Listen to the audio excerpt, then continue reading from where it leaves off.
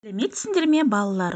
Бүгін сіздермен мен көркем еңбек пәні мұғалімі Мырзахметова Зинаида Сайлаубайқызы 4-ші сынып бойынша өтетін тақырыбымыз әртүрлі жанрдағы табиғат құбылыстарының көрінісі. Бүгін табиғат құбылысын бейнелейміз.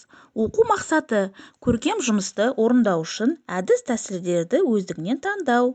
Ал сабақ мақсаты әр оқушы табиғат құбылысын бейнелейді. Көркем жұмыстың әдіс-тәсілін өзі таңдайды. Қазақ жерінің табиғаты тақырыбы бойынша сурет салу тәсілінің видеосы көрсетіледі. Балалар, табиғат құбылысын бейнелеу үшін қандай табиғат құбылысын, оны қай жанрмен бейнелейтінін шешіп алуын қажет. Таңдаған жанрдың пейзаж, портрет, натюрморт, тұрмыстық жанр немесе анималистік жанры болуы мүмкін. Композиция жасау үшін қандай тәсілді таңдайтынын ойлан. Саған сурет салуға, аралас тәсілмен бейнелеуге немесе монотипиямен аппликация орындауға болады. Композиция жасау үшін қандай материалдар қажет?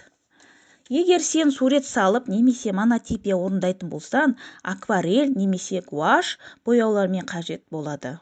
Және қосымша түрлі түсті қаламдар, фломастерлер және пастель борлы бояулар қажет болуы мүмкін.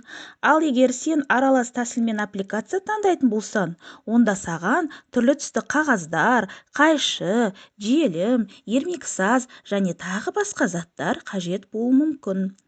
Жасайтын жұмысын композициясын ойластыр. Тәсілмен өлшемдерін анықтап ал. Композицияны шаршы, шеңбер, овал немесе көлденең әлде тігінен орналастыруына болады. Жұмысына сәйкес келетін түс үйлесімін таңда. Өзің білетін түс ерекшеліктерін есіне түсір. Жылы мезгілдеріне байланысты жылы және суық түстерді таңдап алуына болады. Өздерің сияқты балалардың салған суреттеріне көңіл аударыңдар. Мұнда табиғат құбылыстарының жақсы бейнеленген. Бірінші суретте пейзаж жанры